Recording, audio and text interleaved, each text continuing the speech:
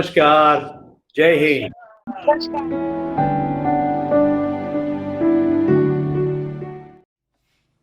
Hey, Tyler. What? What do you do when you see a spaceman? I don't know. You park your car in it, man. It's funny. Yeah, why aren't you laughing? I said that's funny. Yeah, but that's what you do when you can't even muster up a courtesy laugh. I don't know what you want from me right now. I don't know. Maybe just a...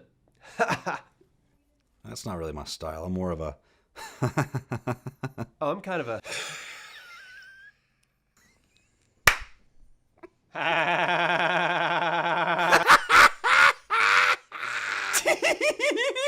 He said you park your car in it. It's a spaceman.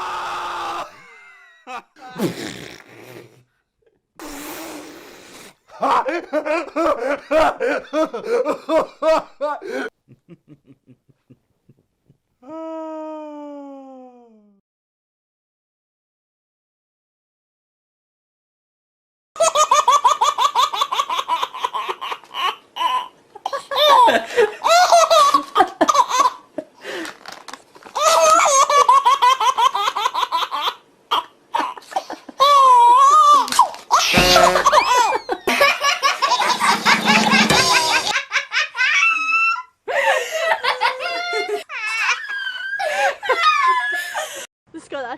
Är det sten? Nej.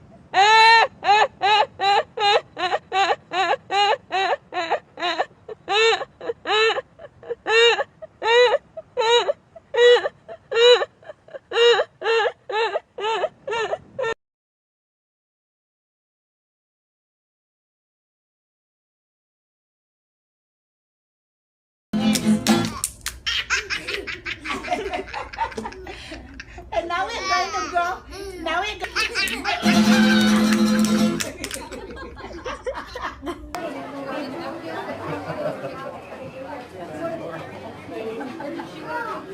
Ow!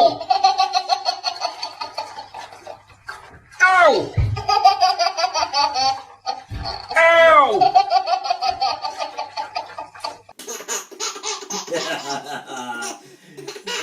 Kitty cat licking the toes.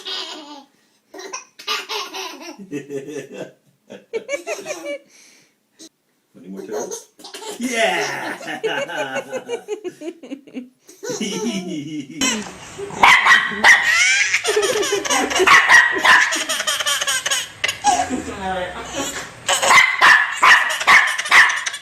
No.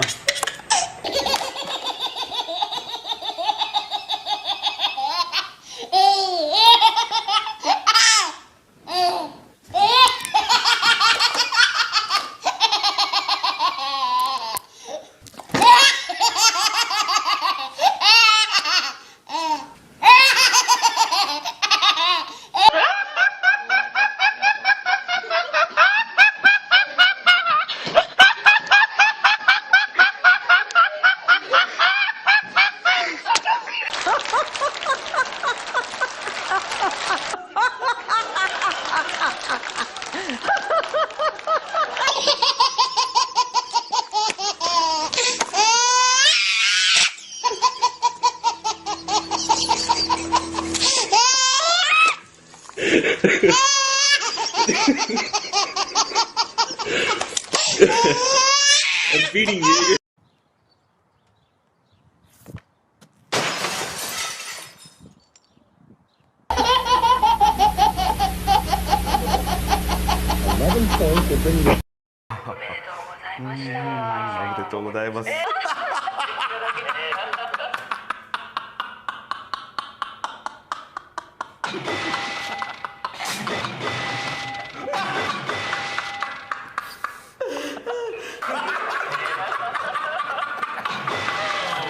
My head's fucked up.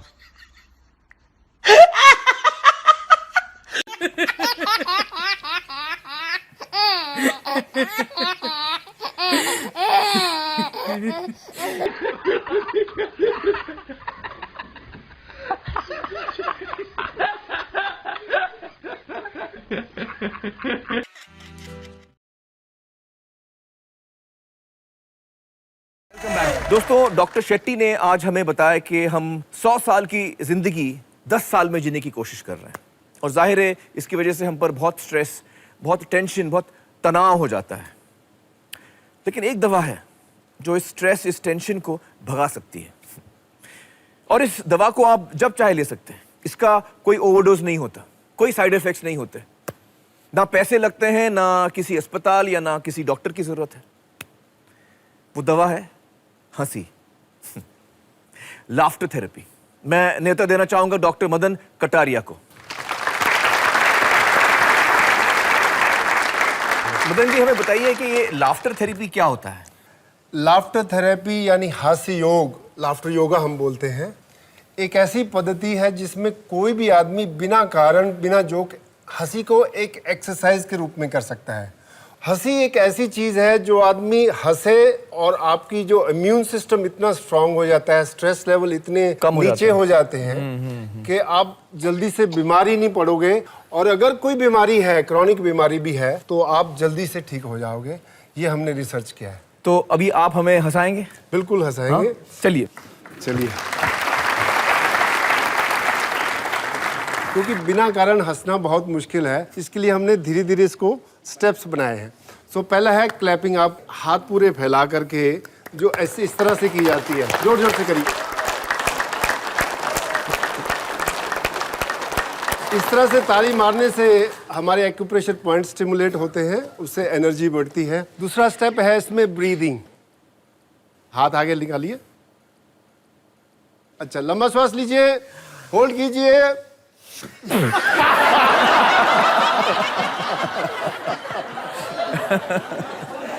अभी पहले पहले नकली हंसेंगे और वो असली हंसी में अपने आप कन्वर्ट हो जाता है जब हम मिलके हंसते हैं। रेडी? 1 2 3 गो।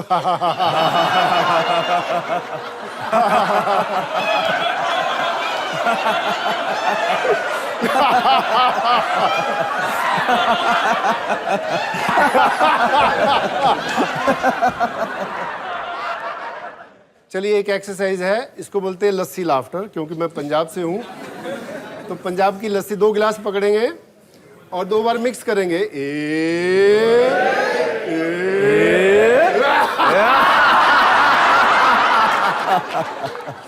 ओके, इसको कहते हैं क्रेडिट कार्ड बिल लाफ्टर। तो आप एक हाथ उठाइए ऐसा, और ऐसा समझिए आपका क्रेडिट कार्ड का बिल आ गया, उसको देख के हंसेंगे। रेडी? एक दूसरे को दिखाना।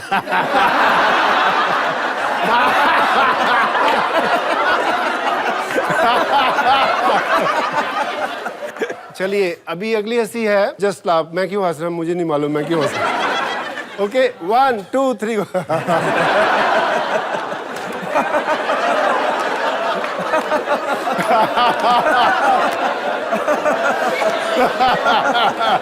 चलिए, अभी झगड़ा भी करेंगे तो हंसते हुए करेंगे। रेडी? हाँ। चलो, 1 2 3 गो।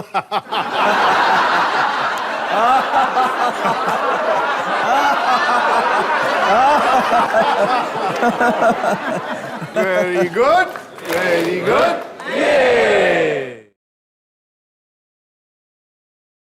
हंसो, खुला दिया तो इतनी फिल्म देखने के बाद तो हंसे ही होंगे।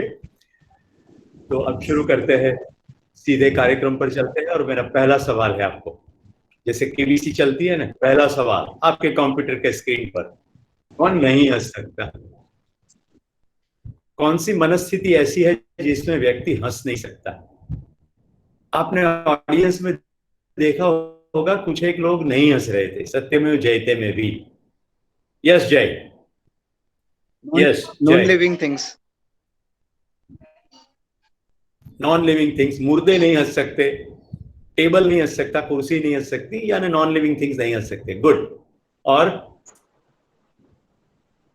उत्पल? हाँ जी। नक्की કરીને जाया हो, कौन मने हसावे?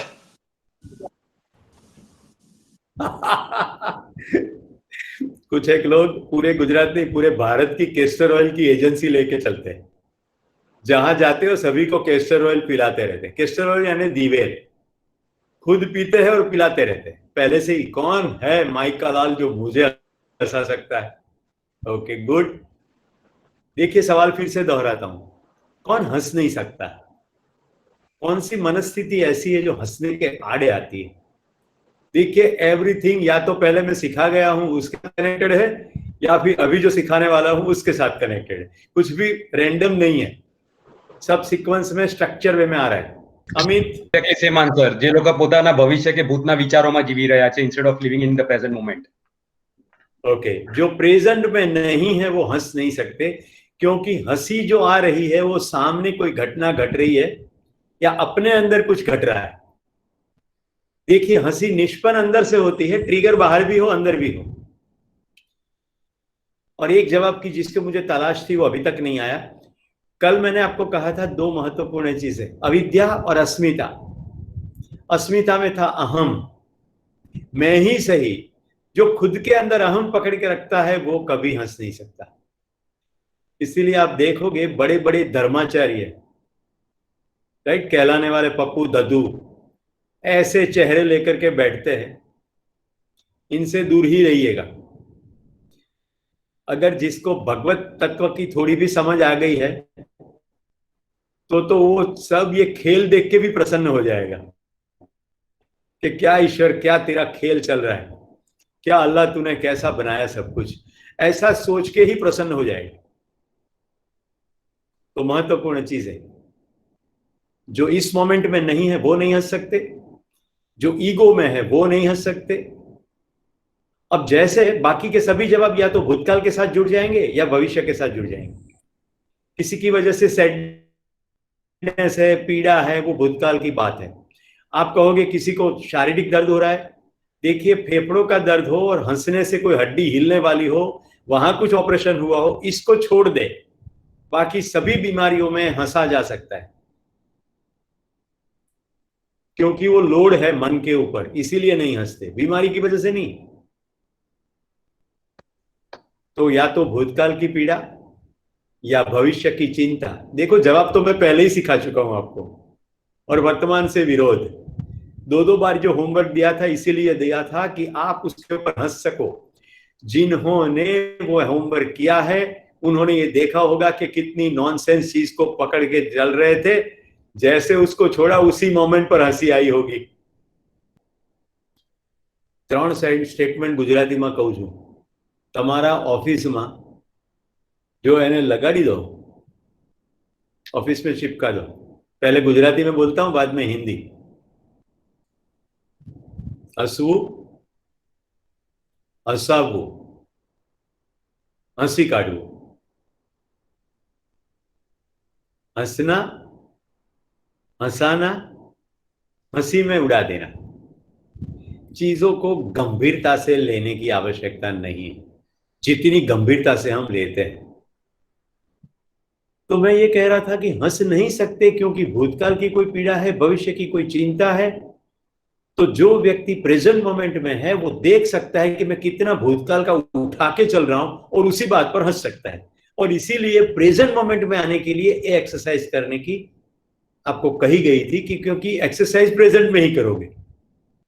जब आप लिखना शुरू करोगे तो आप उसी चीज को प्रेजेंट में ले आओगे और अब प्रेजेंट मोमेंट के चश्मे से उस भूतकाल की घटना को ऑब्जेक्टिवली देखोगे तो पकड़ में आएगा उस दिन उसको कैसे देख रहे थे और आज अब कैसे देख रहे हैं। ये जो डिफरेंस पड़ता है उसी में ही ग्रिप चली जाती है भूतकाल की। कितनों को ये समझ में आ रहा है? Good, very good. तो हंसना, हंसाना, हंसी में उड़ा देना, हंसवू, हंसावू, हंसवा काढ़ी नाखो। तो दोस्तों आज मैंने जानबूझकर आपको 3 क्लिप्स दिखाई और अल्टीमेटली आपने डॉक्टर की भी देखी। मुझे बहुत याद आते हैं डॉक्टर मुकुंद मेहता, जिन्होंने इस मूवमेंट को गुजरात में बड़ा स्वरूप दिया। ये मदन जी वगैरह तो बहुत बाद में आए हैं। ये लस्सी लाफ्टर, ये जो भी उन्होंने शब्द प्रयोग किया उससे बहुत पहले मैं मुकुंद जी से ये सब कुछ सीख चुका हूं, और वो इतने विनम्र है, जो भी बुलाए मुकुंद भाई वहां पहुंच जाए और वहां लाफ्टर क्लब की शुरुआत हो जाए। और बहुत प्रकार के हास्य है, मैंने थोड़ा करके भी दिखाया था, जैसे अश्व हास्य, घोड़ा कैसे हंसता है, राइट, मुंह छिपा के हंसना वगैरह वगैरह, बहुत सारे हास्य। तो देखिए एक ही स्ट्रेटेजी है। तो वैसे हम फिजिकल, मेंटल, इमोशनल 3 स्ट्रेटेजीज देखने वाले हैं। उसमें से मैंने आपको तीनों की कंबाइन एक स्ट्रेटेजी दे दी। हंसने में जो डॉक्टर मदन कटारिया ने बताया, पूरा शरीर मूव करेगा, तो ये फिजिकल स्ट्रेटेजी हो गई। जब आप बड़े जोरों से हंसोगे, वाइटलिटी बढ़ेगी, ऑक्सीजन इंटेक बढ़ेगा, और प्राण, जैसे हवा का आना जाना, यही प्राण वायु का आवागमन, वही प्राण का आयाम, तो सीधी मन पर असर। तो दूसरा ये मेंटल है, और तीसरा हंसी अपने आप में एक इमोशन है। तो मुझे बहुत अच्छा स्टेटमेंट लगा, उन्होंने कहा कि पहले ड्रामा करेंगे, बाद में रियलिटी में बदल जाएगा। कम से कम मुस्कुराने का 61वां एपिसोड है। तो जिन लोगों ने पहले शुरू किया था, वो अब धीरे धीरे नेचुरल मुस्कुराने लगे। पहले एयर होस्टेस स्माइल था, जो भी एयर होस्टेस के सामने फ्लाइट में घुसता है उसको कहते हैं good morning, good morning, good morning. मैं तो बिल्कुल इनकी आंखों में देखता हूं, और कोई पात्र ऐसा लग जाए कि हाँ जवाब देंगे, तो मैं पूछता रहता हूं कि आपको जब पूरे दिन काम करके शाम घर जाते हैं तो ये मसल दुखते नहीं है? तो मुझे दोनों प्रकार के जवाब मिले, दुखते हाँ वाले भी और ना वाले भी। और ना वाले में मैंने देखा है कि लगभग 80%, 10 में से 8 झूठ बोल रहे हैं, क्योंकि चेहरा बता देता है कि बोल तो रहे हाँ लेकिन ना। अब जो हाँ वाले हैं वो कैसे है, चलिए मैं आपका दिल बाग बाग हो जाए ऐसी स्टोरी सुनाता हूं।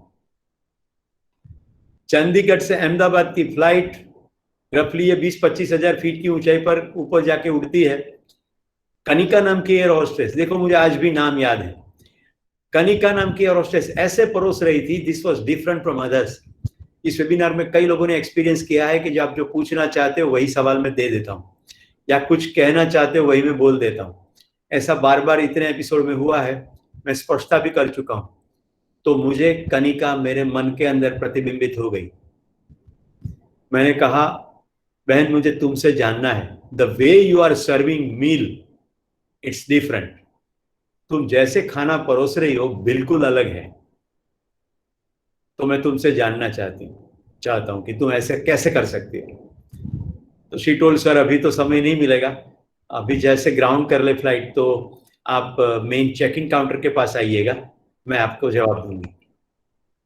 मैं फिर से चेक इन काउंटर पर एग्जिट करके फिर एंट्री में गया, फिर मिला और मैंने उनको पूछा। उन्होंने कहा पिताजी मैं बहुत छोटी थी तब गुजर गए, लेकिन मुझे याद है जब तक पिताजी थे घर में आर्थिक व्यवस्था अच्छी थी।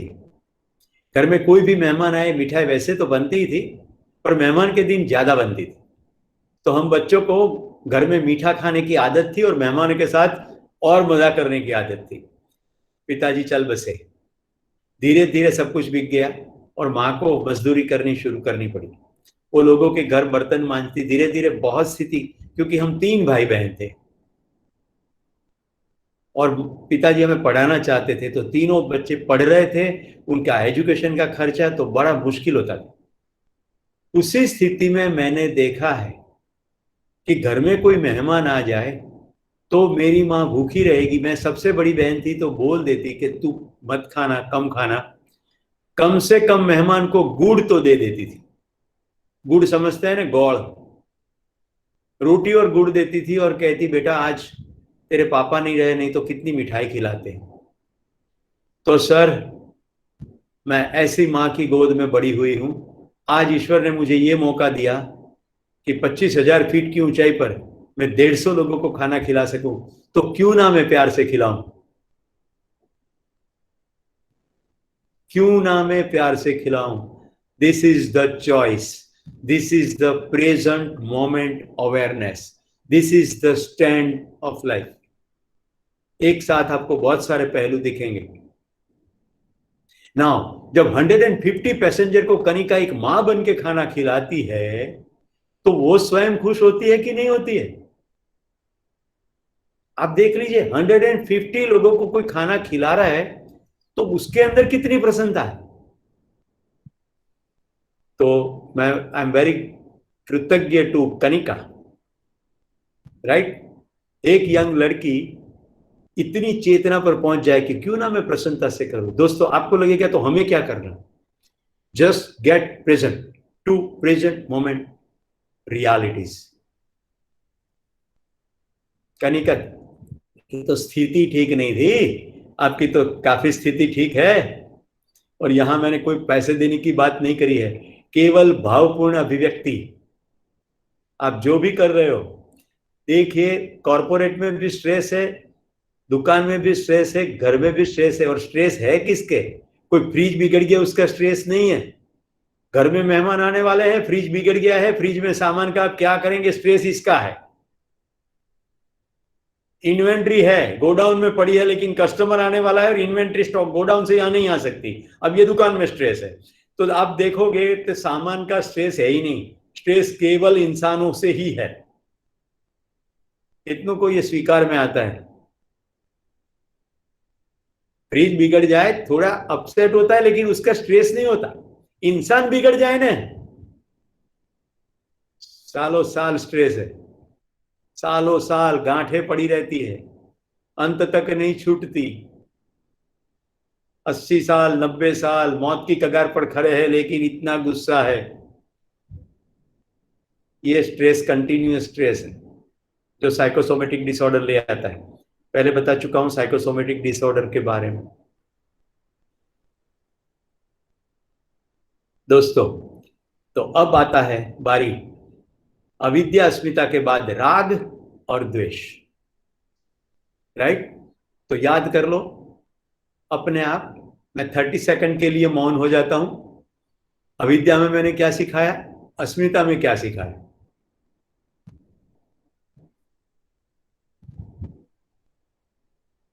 अपने मन के अंदर झांकना है भाई, और कुछ नहीं।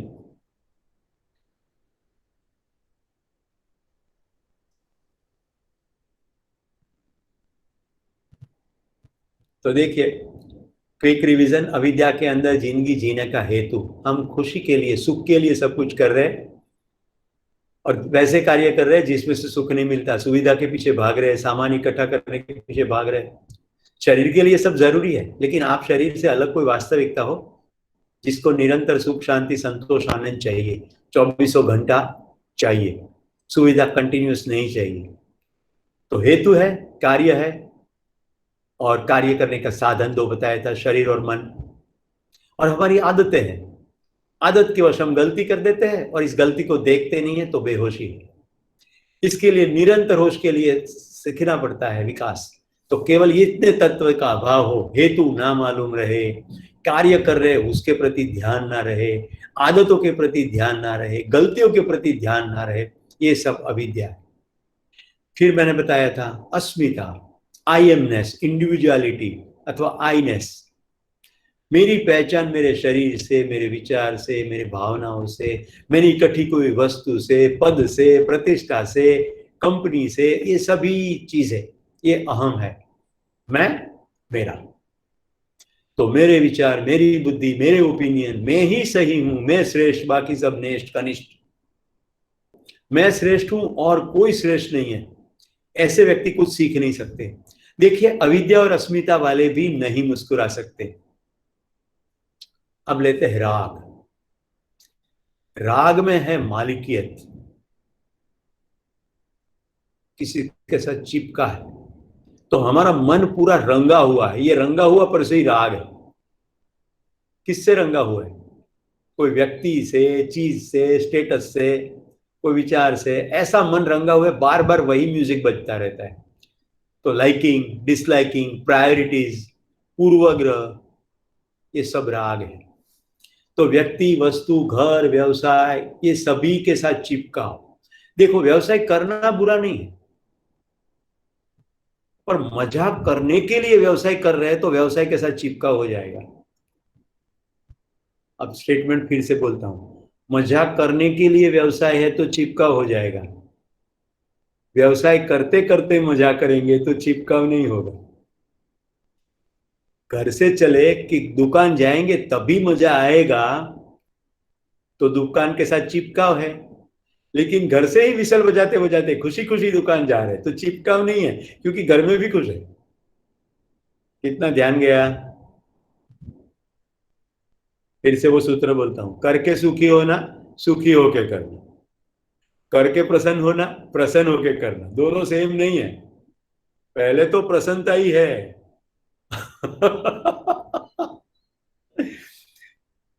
तो सबको वो तो बेयर मिनिमम है, प्रसन्न होके करना।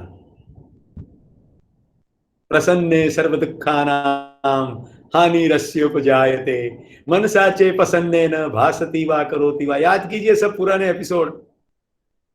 प्रसन्नता। अभी देखिए राग में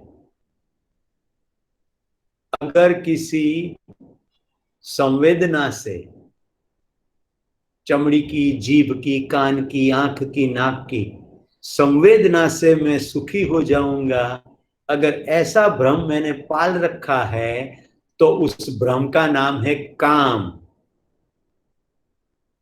किसी व्यक्ति से मैं सुखी हो जाऊंगा, उसा भ्रम, इसी भ्रम को पाल रखा है, उस भ्रम का नाम है मोह। किसी वस्तु को पाकर के मैं सुखी हो जाऊंगा, ऐसे भ्रम का नाम है लोभ। मैंने तो कितनी वस्तु इकट्ठे कर ली है, अपना तो लायंस क्लब के डायरेक्टर है, अपना तो एसोसिएशन के अंदर प्रमुख है, हमें तो 5 लोग पूछने वाले हैं, ये तो मुझे पूछे बिना डिसीजन ही नहीं लेते। इसका नाम है मद। इसमें से कुछ ना मिले तो जो होता है उसका नाम है क्रोध। और मुझे मिले क्या ना मिले, तुम्हें नहीं मिलना चाहिए, इसका नाम है मत्सर। दिख गए 6 के 6 दुश्मन, काम, क्रोध, लोभ, मद, मोह, मत्सर। ये मच्छर नहीं है, मत्सर है। मत्सर यानी ईर्ष्या। कितना सिंपल है। अब आप देख लो, वस्तु से सुखी होने का भ्रम यानी लोभ, तो इकट्ठा करो, इकट्ठा करो और इकट्ठा करो। वो 2 अंबानी कितने इकट्ठा कर दिया। एक दोनों 2 भाई एक दूसरे के साथ हाथ नहीं मिलाते। और पृथ्वी की तो वाट लगा दी, बड़े बड़े उद्योग करके, एक्सप्लोइटेशन करके, और हम इसकी वाहवाह करते हैं। देखिए दोस्तों, बीच में थोड़ी गंभीरता से बात कर दूं। मैं कह रहा हूं इसीलिए मानने की बिल्कुल आवश्यकता नहीं है। आप अपने अंदर देख लीजिए, नहीं तो ये केवल एंटरटेनमेंट प्रोग्राम हो जाएगा। और मुझे स्पष्टता है, मेरा सिखाने का ढंग एंटरटेनिंग का है, पर मैं एंटरटेनर नहीं हूं। जब कोई मुझे स्पीकर कहते हैं, लेक्चर कहते हैं, तो मुझे इंसल्ट फील होता है। कोई मुझे शिक्षक कहे तो अच्छा लगता है, क्योंकि इसको जीना पड़ता है, अपनी लाइफ में करके देखना पड़ता है। तो ध्यान चला जाए आपका। प्रोग्राम में मजा आया, उसके बाद क्या? केवल मजा थोड़ी है, जिंदगी बदलनी चाहिए। आज कल से बेहतर होना चाहिए, हमारे स्ट्रेस कम होने चाहिए। स्ट्रेस मैनेजमेंट की तो सीरीज पूरे होने वाली है। अगर ये सीरीज में पार्टिसिपेट करते करते आपका स्ट्रेस कम नहीं हुआ, तो फिर केवल मजा आया। तो केवल मजा के लिए जो करते हैं, वो जितने दायरा है वो सब राग है। समझ में आ रहा है? राग, आसक्ति, चिपकाव। तो मैंने सभी क्षेत्र आपको बता दिए। तो जिसके बिना ना चले वो तो मुझे चाहिए ही, उसके बाद ही मैं खुश होऊंगा, वो जितने में जवाब में आए वो सब राग। कितना सिंपल कर दिया। प्रसन्नता अपने अंदर से आए और फिर वो काम करे, तो काम एक्सेलेंट होगा और स्ट्रेस बिल्कुल नहीं होगा। अगर बिना प्रसन्नता से काम किया तो वहां से ही स्ट्रेस की शुरुआत है। वो सूक्ष्म है, ज्यादा डैमेज नहीं करेगा।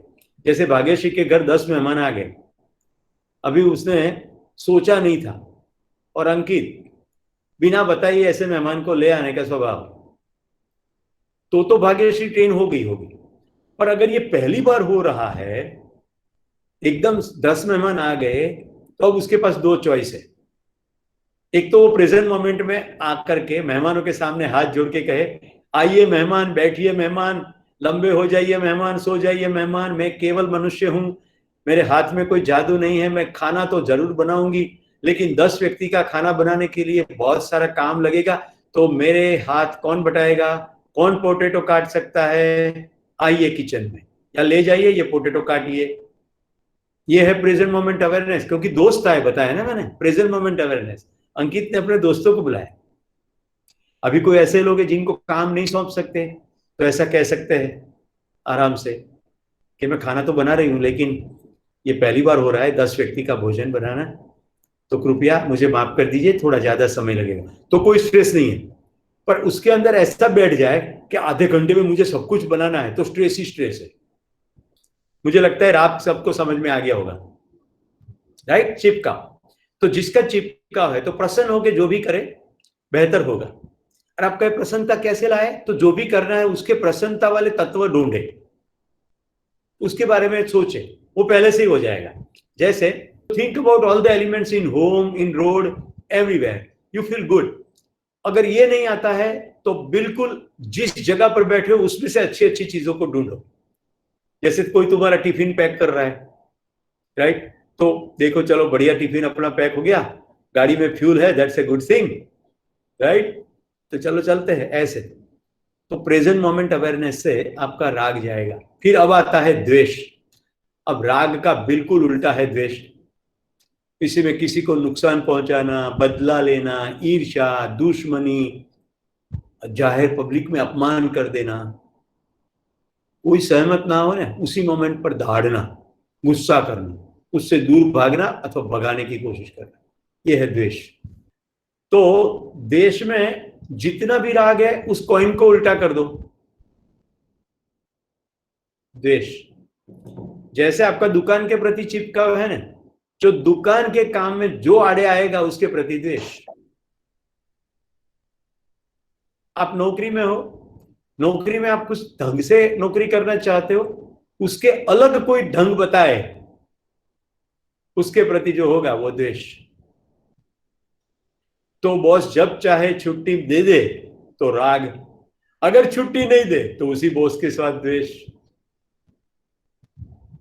तो कंपनियों में, ऑफिस में कर्मचारियों के प्रति द्वेष, सीनियर के प्रति, जूनियर के प्रति। कई तो मनन भाई ऐसे लीडर होते हैं, उनके जूनियर को कभी लीडर बनने नहीं देते, पहले से ही द्वेष करते हैं। क्या सोचते हैं कि अगर इसको ज्यादा होशियार बना दिया तो ये फिर मेरी बरोबरी करेगा, वो मेरे नीचे नहीं रहेगा, वो लीडर है ही नहीं, वो सब बॉस है। परफेक्ट एग्जांपल है ना? बताओ मनन भाई। हाँ बोलो। लोग ऐसा भी सोचते हैं कि अगर मैंने इसको सिखा दिया तो फिर मेरी वैल्यू क्या रह जाएगी, ये मेरे से आगे निकल जाएगा। बहुत बढ़िया। और ये क्वेश्चन मुझे पूछा जाता है ट्रेनिंग प्रोग्राम में कि इस स्थिति में क्या करें, तो मैं आपको जवाब देता हूं। एक एग्जांपल सुन लीजिए। आप एक नौकरी कर रहे हैं एक जगह पे, उस कंपनी का नाम है लक्ष्मी। लक्ष्मी में आपने अपने सबऑर्डिनेट को सिखा दिया, उसको बेहतर बना दिया, वो आपसे भी बेहतर काम करने लगेगा। शायद लक्ष्मी नामक कंपनी में आपकी वैल्यू कम होगी अगर बॉस अंधा है तो, बॉस को दिखता नहीं है तो वहां से आपके लिए जगह बन जाएगी बाहर जाने की, और लक्ष्मी से बेहतर कोई कंपनी में आपको जॉब मिलेगा। यही अस्तित्व का नियम है। और मैं आपको सिद्धांत सिखाता हूं, सही की इच्छा करते ही वातावरण अनुकूल हो जाता है। आज शाम को मृगेश ने मेरे साथ बहुत बढ़िया शेयर किया। जब कोई अच्छा काम करते हैं, कोई भी काम नहीं रुकता, ना पैसों से रुकता है, ना सुविधाओं से रुकता है, ना अपॉर्चुनिटी से रुकता है, सब कुछ सेट हो ही जाता है। हाँ, हमारा धैर्य नहीं रहता, हम इमीडिएटली चाहते हैं। तो प्रकृति नियमबद्ध है। अभी आम का पेड़ लगाया तो 2 साल में आम लगेंगे, इमीडिएटली आम नहीं आएगा। तो कुछ भी अच्छा काम की शुरुआत करोगे, बाय द टाइम आ ही जाएगा। तो जो लोग एनवी नहीं करते, ईर्ष्या नहीं करते, दूसरों को विकास में सहायक होते हैं, दूसरों की प्रगति से प्रसन्न होते हैं, वो सभी व्यक्ति इसी नियम को फॉलो कर रहे हैं। इसकी नियम के अनुरूप उनके लिए बेहतर अपॉर्चुनिटीज आएगी। इसकी प्रतीति करनी हो तो केवल अपनी जिंदगी में पिछले सालों पर देखना है आपको कि आपके धंधे में कैसे विकास हुआ, आपकी आर्थिक स्थिति में कैसे बढ़ोतरी हुई, आपकी पारिवारिक स्थितियों में कैसे फर्क पड़ा। आप देखोगे तो मालूम पड़ेगा धंधे का विकास केवल कैपिटल का विकास नहीं है, धंधे का विकास केवल प्रॉफिट नहीं है, प्रॉफिटेबिलिटी है। आपके कितने कस्टमर आपके दोस्त बने, कितने कस्टमर आपको मिलके प्रसन्न है, ये सब श्री सवा है। ऐसे लोगों के बिजनेस बदलने पर भी ग्रो होते हैं, ऐसे लोगों की पीढ़ी दर पीढ़ी बिजनेस ग्रो होता रहता है, क्योंकि इन्होंने लंबा देखा है, छोटा नहीं देखा। तो दोस्तों, राग और द्वेष एक ही कॉइन है, दोनों को केवल उल्टा कर दो, दोनों सेम है।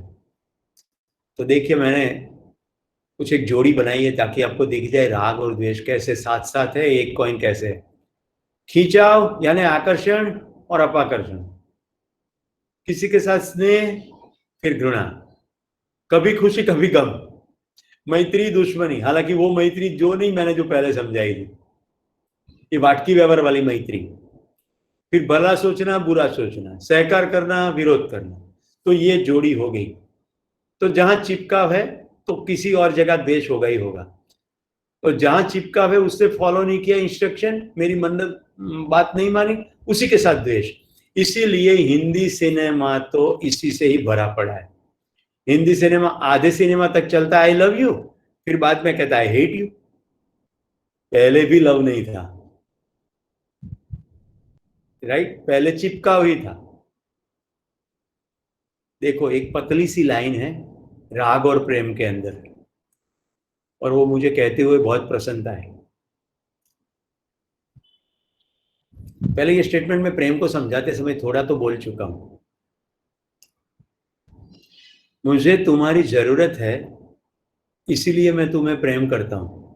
ये स्टेटमेंट नंबर 1। मैं तुम्हें प्रेम करता हूं, इसलिए मुझे तुम्हारी जरूरत है। उत्पल, मुझे तुम्हारी जरूरत है, ये नंबर 2। कौन सा सही है? तो देखिए, मेरे स्वीकार करने की जरूरत नहीं है, चेक करने की जरूरत है। मैं तुम्हें प्यार करता हूं, इसलिए मुझे तुम्हारी जरूरत है, क्योंकि मैं तुम्हारे सानिध्य को एंजॉय करता हूं, और क्योंकि मैं तुम्हें प्यार करता हूं। जरूरत बोला मतलब कि कहीं तुम दूर हो तो मैं चाहता हूं कि तुम नजदीक हो, लेकिन तुम्हारा दूर होना मेरे प्यार में कटौती नहीं है, उसमें कोई कमी नहीं है, उसमें कोई डिस्काउंट नहीं है। तुम मेरे सामने नहीं हो फिर भी प्यार तो है ही, ये है प्यार। अब चिपकाव को लेते हैं। शाम को समय पे घर आ जाना। अब पति घर पे शाम को घर पे नहीं आया, रोना धोना चिखना चिल्लाना ये सब शुरू हो गया। कोई दाड़े घरे आवવાની खबर પડે છે? વર્ષના વત્તે દાડે આજે કીધું તો તોય ના આયા। ये कहां से आया? ये है चिपकाव, मनमानी करना, मालिकियत। कोई तो वजह होगी, कोई तो मजबूरियां रही होगी, यूं ही कोई बेवफाई नहीं करते, ऐसे डायलॉग आते पिक्चर में। हम जरा इसको बदल के देखें, कोई तो मजबूरियां रही होगी, नहीं तो व्यक्ति समय पे क्यों नहीं आता। चलो जरा पूछे, ऐसा आज क्या हुआ? हमारे संबंधों में प्यार कम और मालिकियत ज्यादा होती है। तो देखिए, अगर ये पत्नी प्यार करती होती तो पूरा 8 घंटे उसने इंतजार किया, तो वो समय तो गया बिना पति। अब जब पति सामने आ गया है तो वो समय भी जा रहा है झगड़ा करके। मैं जब ये पति पत्नी ऐसा बोलूं तो उसको वाइस वर्सा सुन लेना, क्योंकि ये मैं कोई जेंडर की बात नहीं कर रहा हूं। अब देखिए दोस्तों, ये मैं ऐसा क्यों कह रहा हूं, जब पति पत्नी बोलूं तो पागड़ी मत पहन लेना कि सुरेश भाई को कोई बायस है। कोई बायस नहीं है। एग्जाम्पल देने के लिए कोई एक तो बोलना पड़ेगा, तो किसी भी तरह इसको सेट करो कि जो समय गया वो तो गया, अब जो समय मिला है उसको एंजॉय कर रहे हैं कि नहीं। तो उसी पॉइंट पर ही पूरा स्ट्रेस आउट हो जाएगा, निकल जाएगा कि हम क्रिएट करते हैं स्ट्रेस अननेसेसरी। तो कोई तो वजह रहे होगी. Let us be curious. That is a present moment awareness. अब आता है फाइनल. अविद्या, अस्मिता, राग, द्वेषा, अभिनिवेशा, क्लेशा. अभी रागा नहीं है, राग है, द्वेष है, अभिनिवेश है, क्लेश है. तो बोलने में ऐसा लगे तो गलत मत पकड़ लेना. अब अभिनिवेश क्या है? जिंदगी के साथ ऐसा लगाव कि मैं मर जाऊंगा, इसका भय. दोस्तों, ये जन्मजात पैदा होते ही हमारे अंदर मरने का भय है, और इसीलिए बदलाव के लिए हम विरोध करते हैं. माँ के पेट में से बाहर निकल के सबसे पहले चिल्लाते हैं, क्योंकि पहले तो तैर रहे थे, अब तो खुद का वजन उठाना पड़ रहा है. पहले सांस भी नहीं लेनी होती थी, अब वो भी लेनी पड़ेगी. पहले भोजन को पचाना भी नहीं पड़ता था, सीधा खून में मिलता था, कुछ नहीं करना था. अब बदलाव, तो विरोध के लिए रोते हैं. कई लोग बड़े हो जाने के बाद भी रोते ही रहते हैं. तो यहाँ लवचिकता, फ्लेक्सिबिलिटी का अभाव है. अपने को कहीं पर भी एडजस्ट करने में वो विरोध करते हैं. दोस्तों, जितने भी भय है, फोबियाज जितनों कहते हैं, वो सभी फोबिया को अभिनिवेश में डाल सकते हैं. कई लोग तो दूसरों के सामने मैं स्टूपिड ना लगूं इसलिए बोलते नहीं है. पार्टी में वगैरह में जाते हैं ना, बोलते नहीं. कॉर्पोरेट मैनेजमेंट मीटिंग होती है, उसमें नहीं बोलते कि मैं बोलूंगा लोग उसका मजाक उड़ाएंगे, तो मैं ठीक नहीं बोल पाऊंगा, तो मेरी प्रेजेंटेशन ठीक नहीं होगी. तो ये सब प्रकार के भय, इससे ब्लॉक्स हो जाते हैं. वो कुछ नया नहीं सीखते, क्योंकि ओपन अप नहीं करते तो बोलते नहीं, तो कुछ पूछते भी नहीं. तो श्रेष्ठता के लिए प्रयत्न करने का इनमें अभाव रहता है. दोस्तों, करना क्या होगा? वही टेक्निक जो मैं सांप दिखाते हुए करता हूं. जिस भय से आप पीड़ित हो उसी को कन्फ्रंट करो. तो मैंने अपने भूत का भय कैसे भगाया था, वो स्टोरी सुनना चाहोगे? मैं बचपन से भूत से डरता था. अब मैं एक बता चुका हूं संस्कार की प्रक्रिया. ये हम माता पिता ही डालते हैं. तो जो बड़े घर में जिनका परवरिश होता है ना, काका चाचा, तो कोई ना कोई डालते देते. मेरे पापा मम्मी ने तो मुझे कभी नहीं सिखाया, पर कहीं से मेरे मन में घुस गया कि भूत होते हैं और भूत से डरना है. तो मैं अंधेरे से डरता था और भूत से डरता था. ऐसे करते करते दोस्तों 9वीं कक्षा आ गई और मेरे हाथ में किताब आ गई. और किताब में ऐसा लिखा था, जिसका तुम्हें डर लगता हो उसको करो या उसी स्थिति में पहुंच जाओ. मैंने उसमें से अपना एक्शन एजेंडा बनाया. अब दोस्तों, 9वीं कक्षा, एग्जाम का समय, अहमदाबाद में गर्मी शुरू हो जाती है. अभी तो फैशन बन गया है, फरवरी मार्च में एग्जाम होते हैं. पहले तो अप्रैल मिड के बाद ही एग्जाम होते थे और मई जून वैकेशन रहता था. तो मिड अप्रैल में एग्जाम, मैं एग्जाम की प्रिपेयर करता था.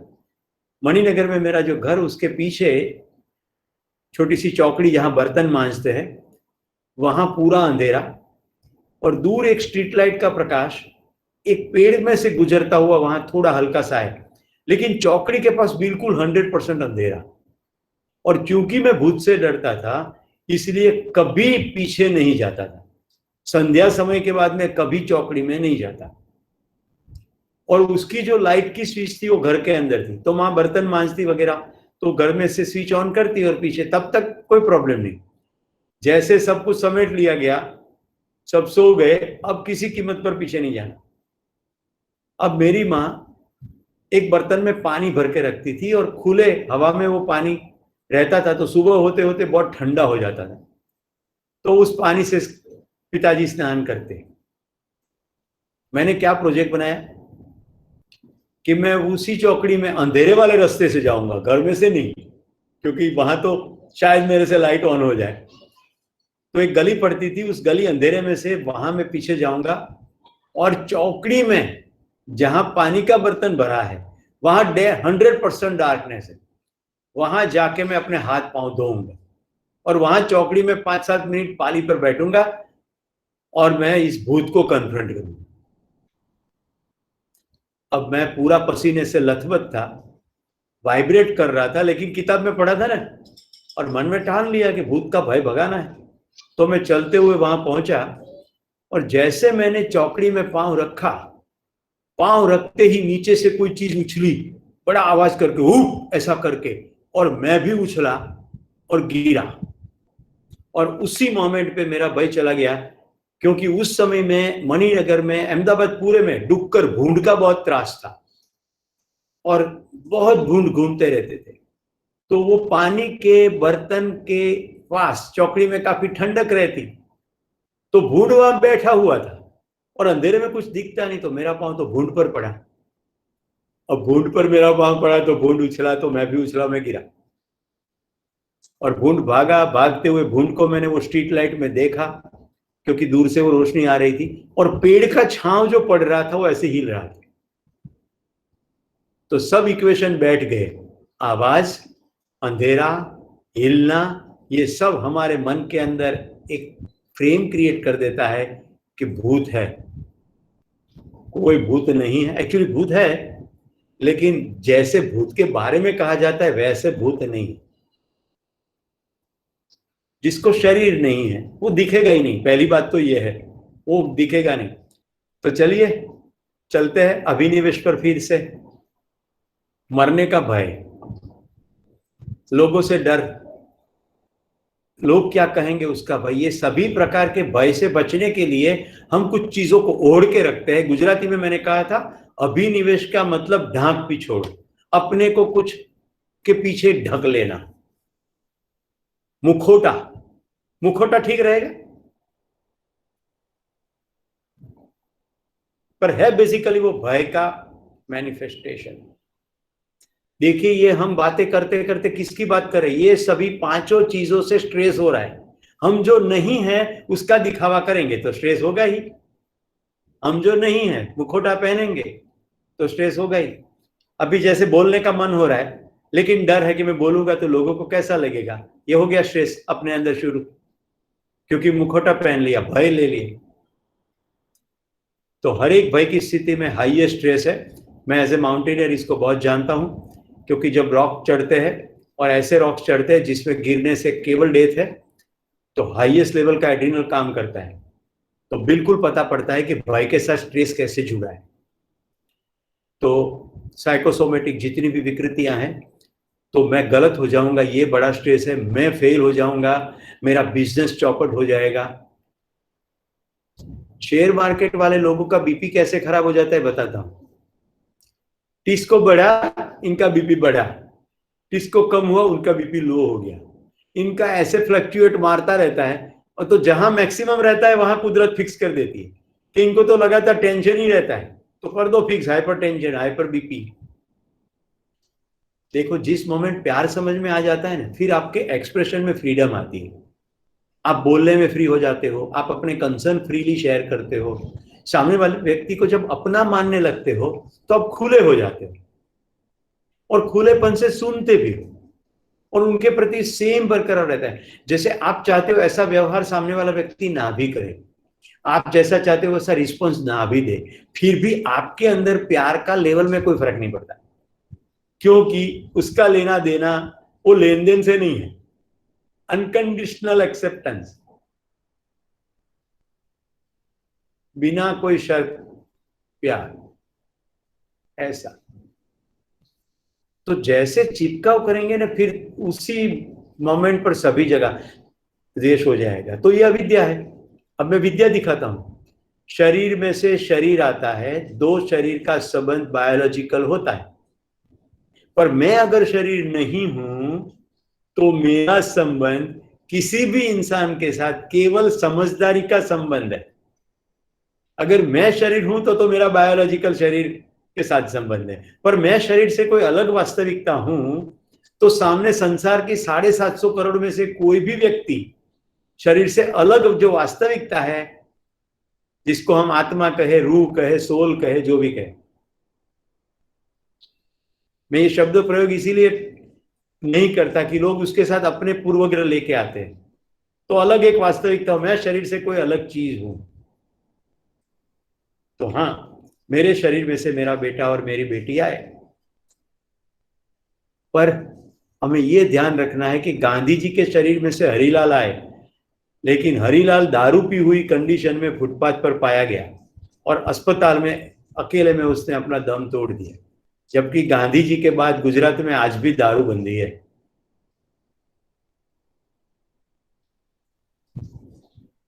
समझ में आ रहा है?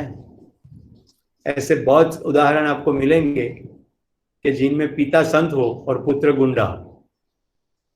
उल्टा भी होता, पिता गुंडा और उसका बेटा संत निकले। हमारी सभी पुरानी कहानियां तो इससे भरी पड़ी है। ध्रुव, प्रहलाद, रावण, विभीषण। देखिए विभीषण वहां से जंप लगा कि इधर क्यों आ गया? रावण का भाई था ना, क्यों ऐसा? अलग वास्तविकता है सभी। मैं मेरे घर की बात बता चुका हूं। मेरे बेटे को 2 भोजन के बीच में एक चॉकलेट का पीस भी नहीं खिला सकते। एकदम साधु जैसा कैरेक्टर, बड़ी सरलता। अभी ये पारमिताएं लेकर के आते हैं, ये सब संस्कार है। तो अगर मेरा इसी पर ध्यान गया है, जो उम्र में कम है, फिर बेटे है, हमारे जैसी उम्र है, भाई है, बड़े हैं तो पिताजी के स्थान पर। देखिए जब मैं बड़े को पिताजी के स्थान पर देखता हूं तो उनको मालूम पड़े या ना पड़े, मेरे हृदय में तो आदर का भाव आएगा कि नहीं आएगा? मेरे हृदय में आदर का भाव या ममता का भाव, वात्सल्य का भाव, ये सब प्रेम के ही अलग अलग शेड है। अगर ये भाव मेरे अंदर आया है तो खुशी मेरी है कि नहीं है? फायदा मुझे है कि नहीं है? सामने वालों को एहसास हो कि ना हो, अपने अंदर तो प्रेम की गंगा चल पड़ी, हम तो प्रवाहित हो रहे हैं। देखिए मैं तो मेरी बात बता सकता हूं, मैं बड़ी प्रसन्नता महसूस करता हूं जब अपने अंदर द्वेष नहीं रहता, ईर्ष्या नहीं रहती, ऐसी चीजें नहीं रहती, तो बड़ा हल्कापन रहता है। पथारी में बिस्तर पर पड़ते ही सो जाते हैं। अब ये कैसे हो रहा है? कहां लॉजिक है? There is no logic. Life is not logical, life is ontological. जिंदगी की डिजाइन हमारे बनाए हुए डिजाइन से कुछ और है, अलग है। कुछ कुछ मेल खा जाए तो खुश होना, कुछ कुछ मेल खा गया। चलिए, तो अभिनय भी स्पष्ट हो गया, आज का काम पूरा हो गया। मैंने आपको कहा था कि शायद स्ट्रेटेजी चले ना चले, लेकिन ये काम पूरा करेंगे। रागा, द्वेषा, अविद्या, अस्मिता, अभिनिवेश, क्लेश, तो 5 से दूर रहेंगे। इसके लिए काम करना होगा। इतने एपिसोड तक मैं जितना भी बताया, ये 5 में से ही कैटेगरी थी। आज मैंने आपको हंसने की बात की है, और जो मैं कल कह रहा था कि आपको सोने वाली पोजीशन में आना है, तो शायद हम कल ये फिजिकल स्ट्रेटजी लेंगे। प्रोग्रेसिव रिलैक्सेशन में आपको सिखाऊंगा। सो आई एंजॉयड, थैंक यू, जय हिंद, आवजो। कल